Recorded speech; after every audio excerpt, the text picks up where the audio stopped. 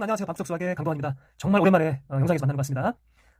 우리가 이제 2차 시험을 준비해야 되는데요. 조건 방률부터 진도를 나가야 돼요. 그래서 이미 수업을 한 번도 있을 거예요. 하지만 오늘 첫 영상이기 때문에 그 시작인 조건 방률부터 시작을 하도록 하겠습니다. 자, 그럼 여러분 교재 52쪽, 교과서 52쪽의 조건 방률 내용부터 이제 보도록 할게요. 자, 처음 나오는 내용부터 읽어보겠습니다. 자, 거짓말 탐지기란 거짓말을 할 때 나타날 수 있는 생리적 변화를 감지해서 거짓말 여부를 가리는 장치다. 여러분 뭔지 아시죠? 거짓말 탐지기? 자, 어떤 사람이 말이 참인지 거짓인지를 거짓말 탐지기가 옳게 판단할 확률은 0.9 이상이다. 90% 이상이랍니다. 100% 아니었나? 아니에요. 자, 그러나 범죄 수사 과정에서 용의자 말이 거짓말 탐지기에 의해서 거짓으로 되었다는 조건 아래서도 거짓으로 판정이 되었다는 조건 아래서도 실제로는 진실일 가능성이 있기 때문이래요. 그래서 거짓말 탐지기 검색 결과는 법정에서 그렇죠? 증거가 될 수 있다 없다는 얘기야. 신기하죠, 여러분들. 그래서 이런 내용인데 이게 지금 조건 방향과 무슨 상관이 있냐, 무슨 관련이 있냐. 자, 일단 제가 이렇게 표를 한번 만들어봤거든요. 이해를 듣기 위해서. 자, 실체가 진실이고 거짓일 수가 있고요. 탐지기도 진실을 말하고 거짓을 말할 수가 있어. 그래서 자, 진실일 때를 우리가 A라고 볼게요. 진실, 거짓을 B. 그죠? 탐지기가 거짓, 실제는 진실인 경우를 C. 탐지기는 거짓인데 실제는 거짓일 수 있죠. 그래서 D라고 할게요. 그래서 나올 수 있는 모든 경우는 이렇게 될 텐데, 지금 이 상황에서는 어떤 거냐? 실제로 탐지기가 거짓이라고 얘기했는데, 실제로는 진실이 되는 확률을 봐야 돼요. 그죠?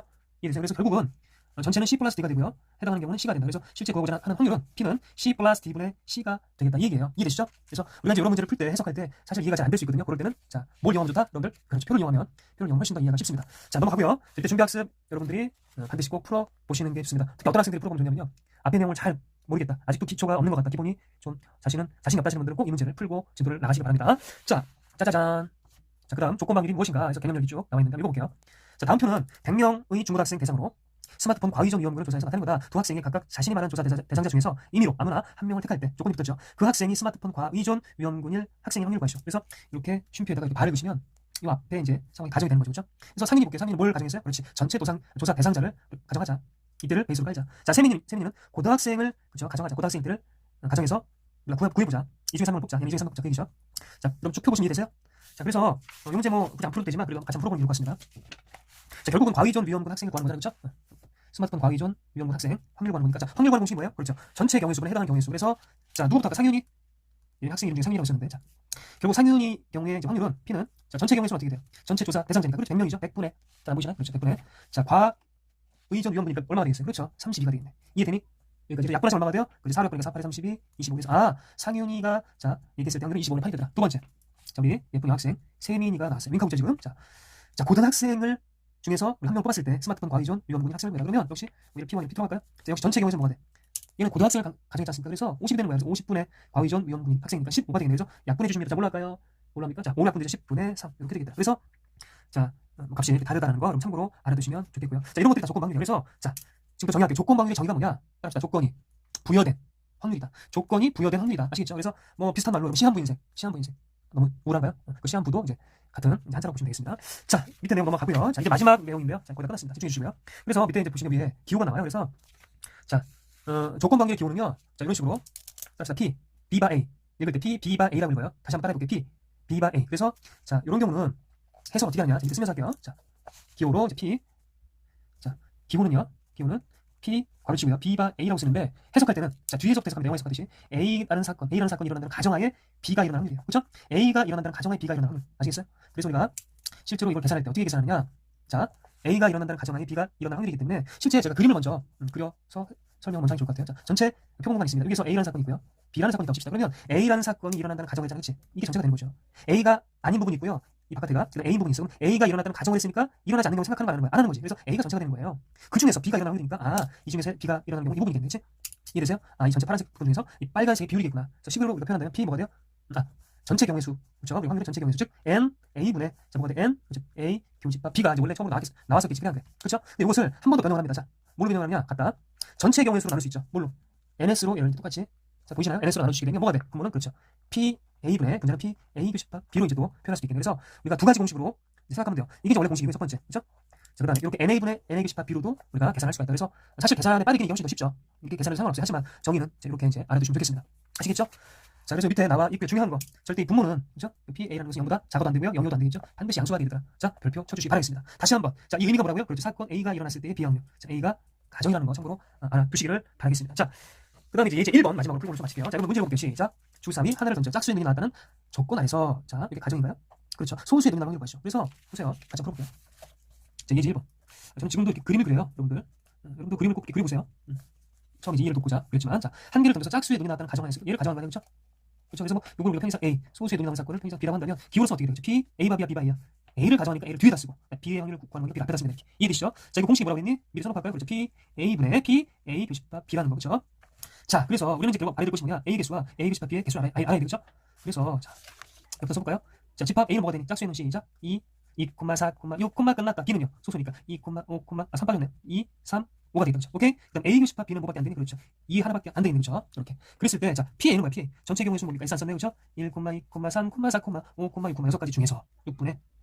자, A의 경우의 수는 몇 개입니까? 하나, 둘, 셋, 3이죠. 그렇죠? 그다음에 PA 교집합 B는 전체 경우의 수에서 이 교집합 경우의 수 안에서 전체 경우의 수 6분의 교집합을 하나네. 그래서 분모 지워지고요. 그리고 남는 건 뭐가 돼? 그렇죠. 3분의 1이 최종 답이 되더라. 알겠지? 자, 질문 여기서 추가 질문. 만약에 이런 가정이 없었다 생각해봐. 이런 가정이 없었어요. 그냥 소수의 눈이 나오는 게 몇 분의 몇이에요? 하나 던질 때. 흔들렸네요. 죄송합니다. 몇 분의 몇입니까? 그렇죠. 가정이 없다면 6분의 3이었겠지. 즉 약분하면 2분의 1. 근데 이런 가정을 줬을 때 얼마나 나왔어? 3분의 1이라는 답이 나왔어요. 3분의 1. 오케이? 그렇죠? 그 차이도 알아두셔야 돼. 언제 확률이 더 커요? 조건을 줬을 때 확률이 컸어. 이 조건 없었을 때 확률이 컸어요. 그 조건 없었을 때 확률이 훨씬 더 컸다는 것도 알아두시면 좋겠습니다. 자, 밑에 문제 1번은 여러분 꼭 직접 해보시면 좋겠습니다. 헷갈릴 수 있어요. 이 문제도 별표입니다. 자, 오늘 수업 여기까지 하고요. 설문지로 드리는 문제 꼭 성실하게 풀어서 제출해 주시고, 자, 마지막으로 빠뜨린 게 있는데, 이 조건 확률은요, 이번 수능에도 나올까 안 나올까? 저는 나온다에 정말 99.9%를 걸고 싶습니다. 물론 안 나올 수도 있겠지만. 그런데 얼마 전 6월 모의고사 있죠? 고3 6월 모의고사에서도 가형, 나형에 다 출제가 됐어요. 다 출제가 됐고, 그것도 꽤 뒤쪽으로 27번이었나? 그리고 문제 제가 봤는데 꽤 괜찮았던 문제였어요. 꽤 많은 학생들이 틀렸습니다. 그래서 조건 확률, 수능 출제 아주 확률이 높은 그런 파트이기 때문에 여러분들 처음 공부하실 때 제대로 공부하시고요. 대충 나 알아. 바로 문제로 넘어가지 마시고 반드시 이 영상 끄시고 반드시 여러분 인화 맞춰놓고 설명해보세요. 여러분들 제가 실제 교실에 가서도 그 얘기 계속 여러분들 했잖아요. 예전 영상에서도요. 그냥 스스로 설명하세요. F형 갖다 놓고 아니면 부모님 앉혀놓고 동상 앉혀놓고 오늘 배운 내용 꼭 설명해보세요. 아시겠죠? 그래 여러분 것이 되기 때문이에요.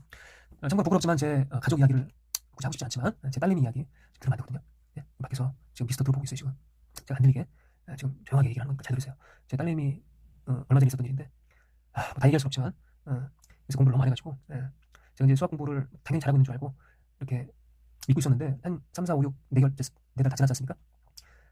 엊그제 한번 진짜 한 거 가져와라 해서 봤더니 형편 없이 지금 하고 있는 걸 확인했어요. 처음으로. 근데 얼마나 충격을 받았는지 실은 소리 했어요. 처음으로. 그래서 이제 이런저런 딸내미 얘기도 들어봤는데 하는 말이 충격적인 이야기입니다. 지금 뭐 온라인 수업 영향도 있지만 학교도 한 달째 안 가고 있거든요.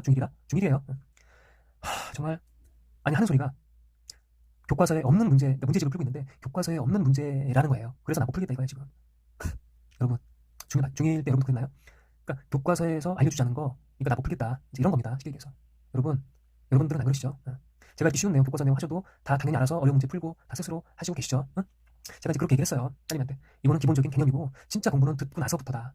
듣고 나서 1시간 강의 들었으면 3시간 4시간 그죠? 본인이 문제 풀고 고민해보고 문제 안 풀리다가 울어도 보고 책도 던져보고 다시 세수하고 와서 물 한 잔 마시고 또 풀고 한 20분 고민하다가 또 다음 문제 풀고 자기 전에 누워서 안 풀린 문제 그 문제 또 고민하다가 뭐 아이디어 생각나는 건데 다시 풀고 다시 책상에 앉아가지고 다시 그 문제를 풀다가 우연찮게 그 문제가 풀려버리네.